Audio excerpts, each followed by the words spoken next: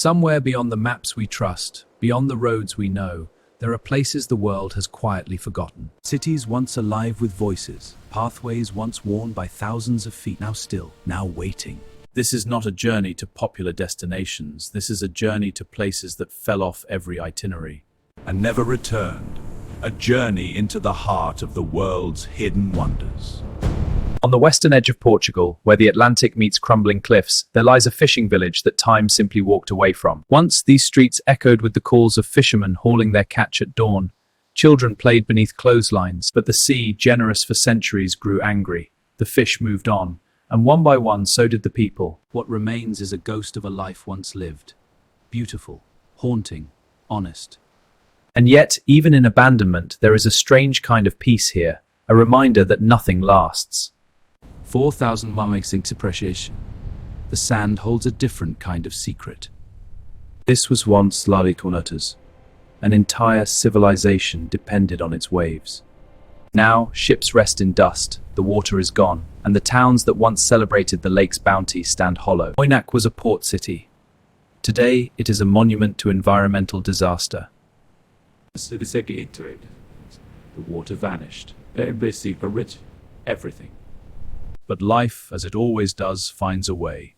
Even here, even now.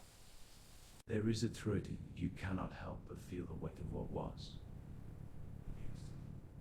From the deserts of the forgotten, we travel now to the jungles of the hidden. Deep in the Petén jungle of Guatemala, a Mayan city lies buried beneath centuries of growth, El Mirador. One of the largest ancient cities ever built. To reach it, you must walk for 2 days through unbroken jungle. Own breathing, and then, like a dream, it appears. Standout of the biblical spirits, and still standing. The Maya who built this city were astronomers. They carved a civilization from the jungle itself. I've done something profound.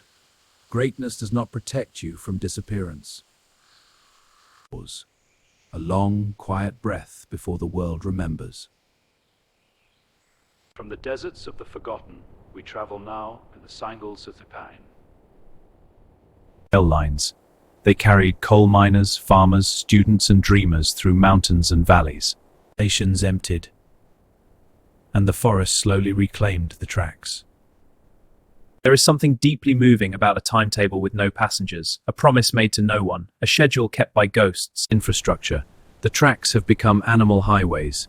The stations, shelters from the storm. It was a story of connection, of a time when even the most remote communities were linked to the wider world. Now that connection is gone, and these mountains hold their secrets a little more tightly.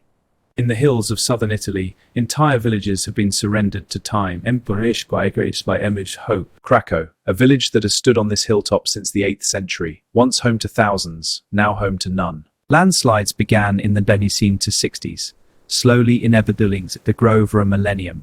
Families who had lived here for generations were forced to leave. They took what they could carry and walked down the hill for the last time. Walls. But it's very still in this church. You can almost hear the hymns. Craco has become a symbol, not of failure, but of endurance. It stands because the stone remembers, even when the people cannot stay. Across the Pacific, thousands of miles from any continent, islands hold memories that few have ever heard. Nan Madol, a city of stone canals, bunked walls, without wheels.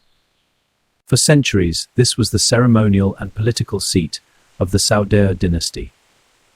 How they moved these columns remains a mystery.